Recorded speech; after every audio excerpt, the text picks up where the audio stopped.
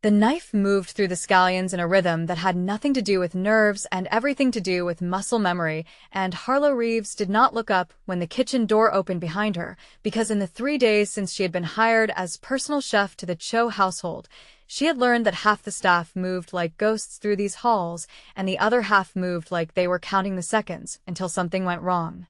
"You're using the good knife," said a voice from the doorway, low and even, carrying an authority Harlow had heard directed at everyone else in this house but never at her. She set the blade down flat against the cutting board before she turned around, because 4 years of professional kitchens had taught her that a person startled with a knife in hand made mistakes, and mistakes in this house were apparently not tolerated the way they were tolerated anywhere else she had ever worked. Standing in the doorway of his mother's private kitchen was Jun Cho, and Harlow understood immediately why the household staff dropped their voices whenever his name came up.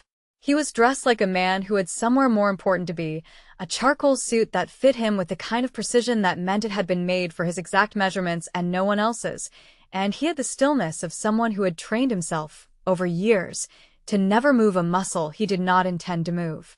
His eyes were dark, unreadable, and fixed on her with an attention that made the back of her neck prickle. "It's the sharpest one in the block," Harlow said. "Your mother's collection is beautiful, but half of them haven't been honed since whoever bought them brought them home. You've been counting my mother's knives. I've been using your mother's knives. Someone has to, since apparently nobody in this house has cooked a real meal in longer than they'd like to admit." Something flickered across his face, gone before she could name it, and he stepped further into the kitchen, close enough that she caught the scent of him, cedar and something darker underneath, smoke maybe, or leather, the smell of a man who spent time somewhere she had no business imagining. "My mother says you make her food the way her own mother used to." "Your mother has been very kind about it," Harlow said carefully, because in 3 days she had learned that Mrs. Cho was the only warm thing in a house otherwise built out of marble and silence, and men who watched every door like they expected trouble to walk through it. "She has not been kind to anyone in 4 years, June said. "Not since my father died. You should understand what that means, since you are apparently the first person to earn it." Harlow had taken this job because the pay was absurd and the reference had come through a chef friend who swore the family was private but fair, and she had not asked too many questions about why a private, fair family needed the kind of security she had seen stationed at every entrance to this compound. She understood now, standing 3 feet from a man whose stillness felt less like calm and more like the eye of something much larger, exactly what kind of family she had walked into, even if nobody had said the words mafia or boss or empire out loud yet. "I should get back to dinner," she said. "Your mother requested the short rib." "She requests the short rib every night since you started," June said. "I am beginning to think she hired you for the food and kept you for something else." He left before she could ask what he meant by that, and Harlow stood in the kitchen for a long moment after the door swung shut behind him, telling herself the unsettled feeling in her chest was nothing more than the natural result of being examined too closely by a dangerous man in an expensive suit, and telling herself, less convincingly, that she had not liked the particular way he said the word something. She had been hired 3 days earlier by a house manager named Yoon who had interviewed her in a sterile office downtown and asked exactly 2 questions that mattered: whether she could cook without being told twice what someone liked, and whether she could keep her mouth shut about anything she saw or heard inside the Cho compound. Harlow had answered yes to both without hesitation, because she needed the job and because she had spent 4 years working catering gigs for people with more money than manners and had learned early that discretion was simply another ingredient a good chef kept on hand. What Yoon had not told her, what nobody had told her until she arrived and felt the particular weight of the silence in that house settle over her shoulders, was that the Cho family did not simply have money. They controlled entire blocks of the city's shipping trade, had soldiers stationed at compound gates who did not smile when she walked past them, and were currently, according to whispers she overheard from the household staff who forgot she was in earshot, locked in a quiet and increasingly dangerous standoff with a rival organization that wanted a piece of territory the Chos had held for 2 generations. Mrs. Cho, for her part, seemed entirely untouched by any of it, a small, elegant woman in her 60s who had welcomed Harlow into her private kitchen on the very first day with a warmth that startled her after the coldness of everyone else in the house. She had lost her husband 4 years earlier, something violent that nobody explained directly, but that hung over every conversation like smoke that never quite cleared, and in the years since she had apparently eaten alone in this enormous house every single night, her son too consumed by the business he had inherited to sit across a table from his own mother. "You are the first person who has made this kitchen smell like my mother's house in Busan," Mrs. Cho told her on the second night, watching Harlow plate the short rib with the particular attention of a woman who had spent a lifetime noticing details other people missed. "My son does not remember that smell. He was too young when we left and too busy since." "He seems like a busy man," Harlow said carefully. "He is a lonely man," Mrs. Cho corrected, who has convinced himself that busy and lonely are the same condition. "He has not eaten a meal in this house at a reasonable hour in longer than I can remember." She studied Harlow for a moment with dark eyes that missed nothing. "Perhaps that will change now." Harlow had assumed, at the time, that Mrs. Cho meant nothing more than motherly hope, the kind of wishful thinking any parent held for a child who worked too hard. She had not expected, for days into her employment, to look up from plating dinner and find Jun Cho standing in the doorway of the family dining room at 7 in the evening, an hour when the house manager had told her explicitly he was never home. "You're early," Harlow said, before she could stop herself. "I am told the food is worth being early for," he said, and there it was again, that flicker across his otherwise unreadable face, something almost like humor that he seemed determined not to let fully surface.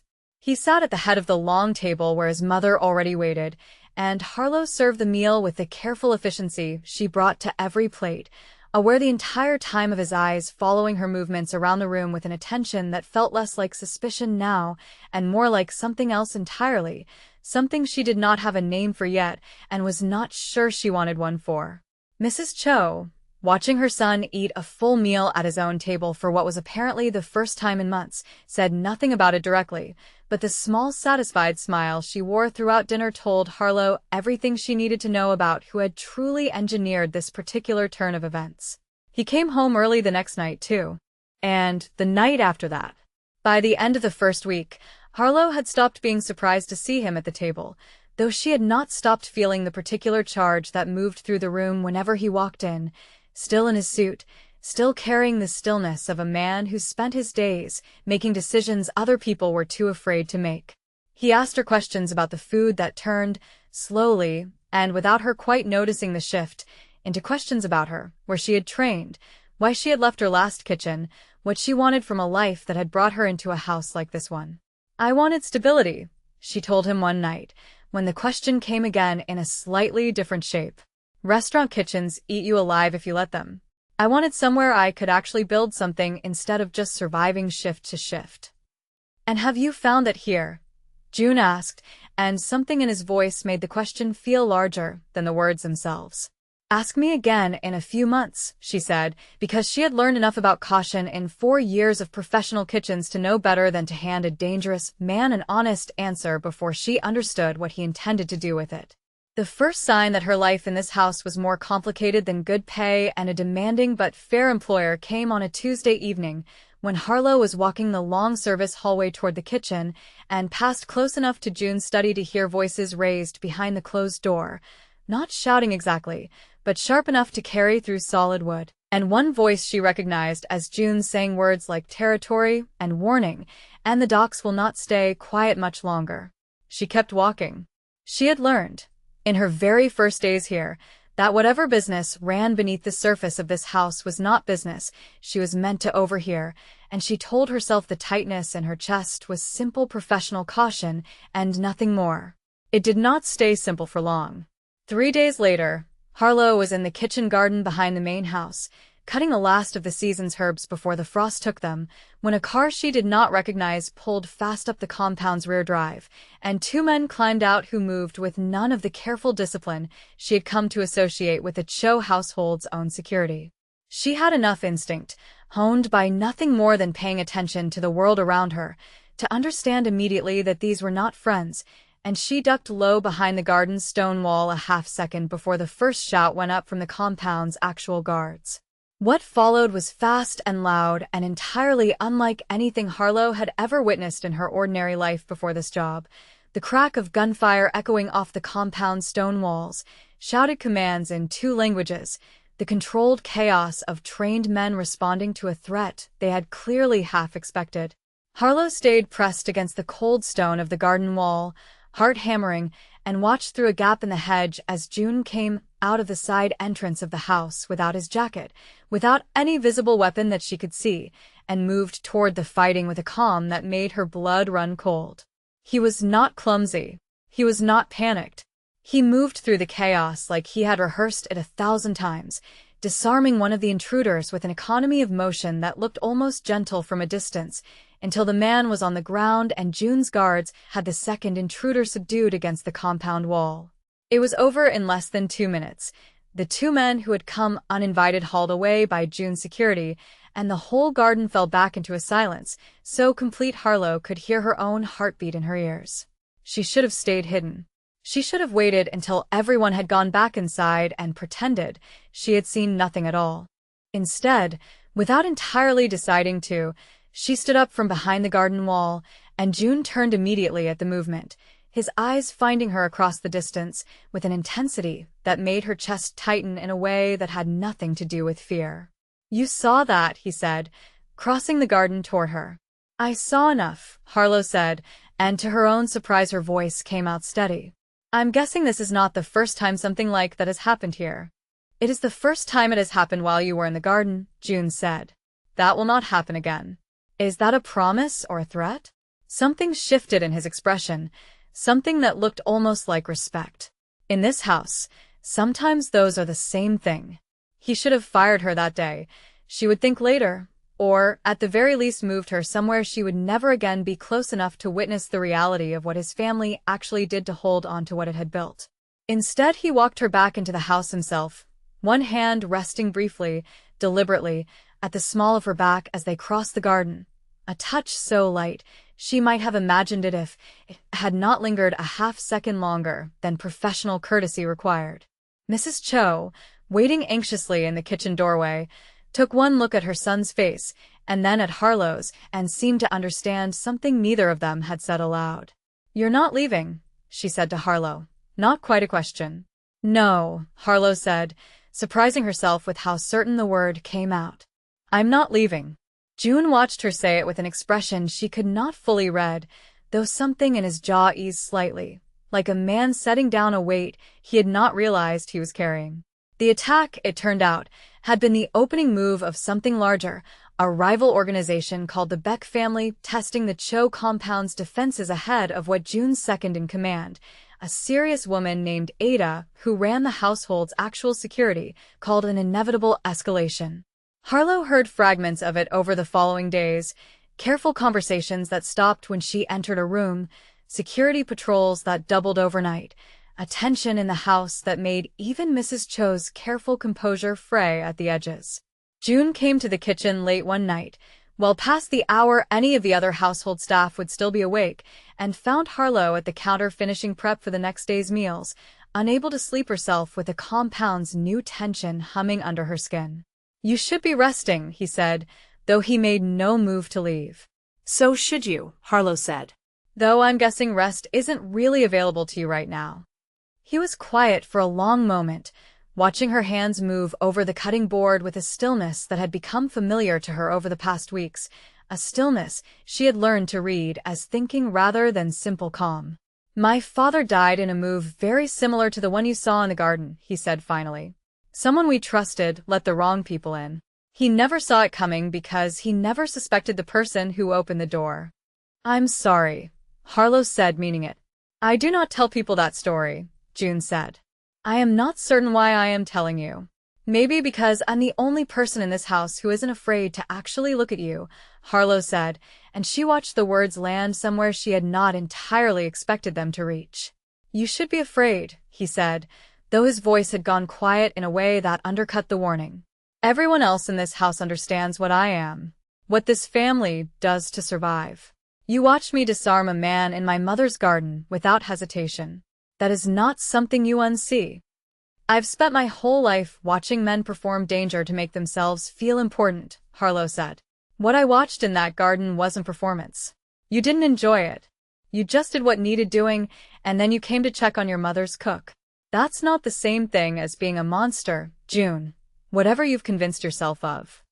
He crossed the kitchen slowly, the same deliberate movement she had watched him use in the garden, and stopped close enough that she had to tilt her head back slightly to hold his gaze. You say my name differently than everyone else in this house, he said. Doi. Everyone else says it like a title, like something to be careful around. His voice had dropped lower, rougher at the edges. You say it like it's just my name. Maybe because to me, it is, Harlow said, and the kitchen felt suddenly very small, very warm, the space between them charged with something neither of them had said aloud yet. He did not touch her that night. He stepped back instead, the discipline she had come to associate with him reasserting itself, and left her standing alone in the kitchen with her heart pounding harder than any brush with danger in the garden had managed to produce. The days that followed carried a new tension between them, something unspoken but constant, present in the length of his glances across the dinner table and the excuses he found, more and more often, to be in whatever room she occupied.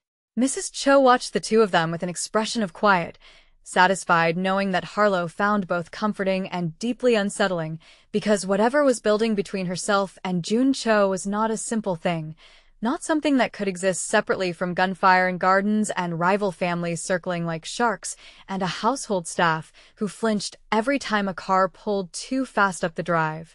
The moment that changed everything came 2 weeks after the garden attack, on a night when Ada burst into the kitchen with none of her usual composure and told Harlow, without preamble, that she needed to come with her immediately, that intelligence had come in suggesting the Beck family knew about her, knew she had witnessed the attack, and had decided a chef with nothing to lose might be easier to pressure into becoming an informant than any of June's trained people. Harlow's blood went cold at the words, but even through the fear something clicked into place, sharp and clear. They think I'll talk. They think you're a soft target, Ada said. New to the house. No real loyalty built yet. Easy to threaten. Then let's make sure they're wrong, Harlow said, and Ada studied her for a moment with something like surprise before nodding once, sharply, and leading her toward June's study. He was already standing when they entered, jaw tight, and the moment he saw her something in his face cracked open, just slightly, just enough for Harlow to see the fear underneath the control. You should not be involved in this, he said. I already am involved, Harlow said. I've been involved since I ducked behind that garden wall.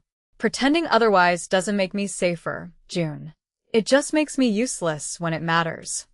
What do you propose? Ada asked, before June could argue further. Harlow thought fast, drawing on instincts she had not known she possessed until circumstance demanded them. If they think I'm an easy target, let them believe it a little longer.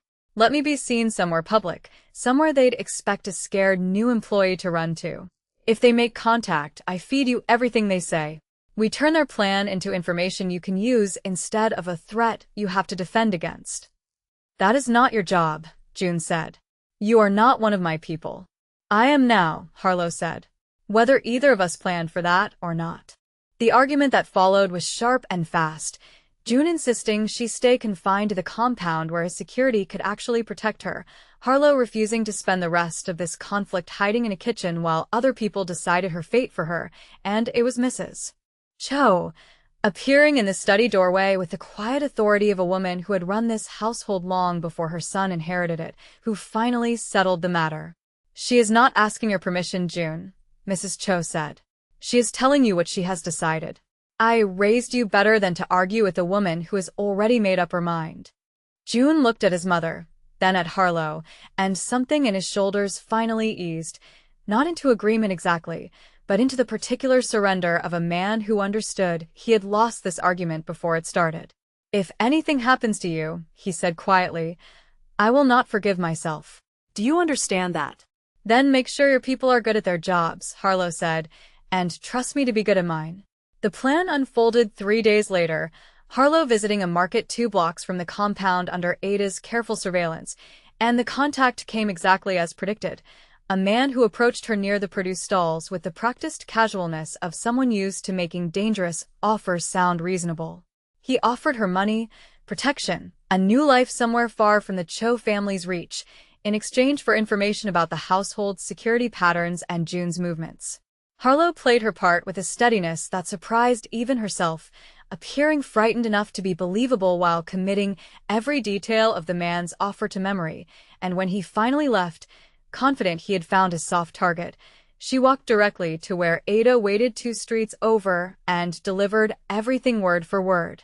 What the Beck family did not know, what their careless contact had not accounted for, was that Harlow Reeves was not simply a frightened chef out of her depth. She had spent 4 years managing chaotic professional kitchens where nothing ever went according to plan, and she had learned, in that unglamorous training ground, exactly how to remain calm while everything around her fell apart. The information she brought back allowed June's people to trace the contact to a specific safe house the Beck family had been using to stage their approach to the compound, and 3 nights later, in a confrontation Harlow was not present for but heard about afterward in careful, edited pieces from Ada, June's people dismantled the immediate threat without a single shot fired, catching the Beck operatives entirely unprepared. June came to find her the night it was finally over, standing in the doorway of the kitchen the way he had on that very first day, though everything about the way he looked at her now was different from the wary assessment of a stranger evaluating a new employee. "You could have been hurt," he said. "You could have been killed, and I let you walk into that market anyway because you refused to be talked out of it." "I wasn't hurt," Harlow said. "I was careful and I was smart and I trusted the people watching my back. That's how this works, isn't it? In your world. In my world, most people who trust anyone eventually regret it," June said, and something in his voice carried the full weight of the wound he had told her about weeks earlier, the father who had died because he trusted the wrong person, the isolation that loss had built around him ever since. "I'm not most people," Harlow said. "And you're not most people either, whatever you've convinced yourself of. You checked on your mother's cook after a firefight in the garden instead of retreating to plan your next move. You've come home early for dinner every single night for weeks, not because your mother asked you to, but because some part of you wanted to be there." He crossed the kitchen the way he had that other night, slow and deliberate, and this time he did not stop and step back. He reached out and touched her face with a gentleness that seemed to cost him something, like a man handling something he was afraid of breaking. "You said I said your name differently," he said quietly. "You have no idea how differently I have started to think it, even when you are not in the room." "Then stop thinking it quietly," Harlow said, "and say it out loud." "Harlow," he said, and her name in his voice carried a weight it had never carried from anyone else, an admission dressed up as a simple word. "I did not expect to need anyone after my father died. I built this entire life around the assumption that needing people gets them killed. You have made that assumption very difficult to hold on to." "Then let it go," she said. "I'm not asking you to be careless. I'm asking you to let this be real." He kissed her then, finally, the tension of weeks collapsing into something neither of them tried to stop, and when he pulled back his forehead rested against hers, his breathing unsteady in a way she had never once seen him allow in front of anyone else in this house. "This does not end the danger," he said. "The Beck family is wounded, not finished. There will be more nights like the one in the garden. I cannot promise you safety, Harlow. I can only promise that I will not let you face it alone anymore, the way I let my father face his enemies alone because I believed distance kept the people I loved safer." "I never asked for safety," Harlow said. "I asked to be trusted. That's different, and it's the only thing I actually need from you." Mrs. Cho, discovering them together in the kitchen the following morning, said nothing beyond a small, deeply satisfied smile as she took her seat at the table and waited for the breakfast she had come to expect only from Harlow's hands, and when June sat beside her instead of at the head of the table where he usually took his solitary meals, his mother reached over and patted his hand once, gently, the way she might have when he was young enough to still ask for her comfort without embarrassment. The Beck family did not simply disappear from the Cho family's life after that single dismantled operation, and Harlow understood, walking forward into whatever came next, that she had not chosen a simple or a safe life by staying in that house. She had chosen a life with real danger in it, real cost, real weight to every decision she and June would make together from that point forward. But she had also chosen a kitchen that finally, after years of surviving one chaotic shift to the next, felt like something worth building, and a man who had stopped treating his own loneliness as a permanent condition the moment he let someone else see past the stillness he wore like armor. Standing in that kitchen months later, watching June come through the door earlier than any schedule required, watching Mrs. Cho's quiet satisfaction settle over the household like something warm finally allowed back into a cold house, Harlow understood that she had not simply found stability in this strange and dangerous life. She had built it, the same way she built every good meal, one deliberate choice at a time, with her eyes open the whole way through. If you enjoyed Harlow and June's story, make sure to like this video and subscribe for more dark romance tales every week, and drop a comment below telling us what you thought. We read every single one, and your comments help this channel keep bringing you the slow burn, high-stakes love stories you can't stop watching.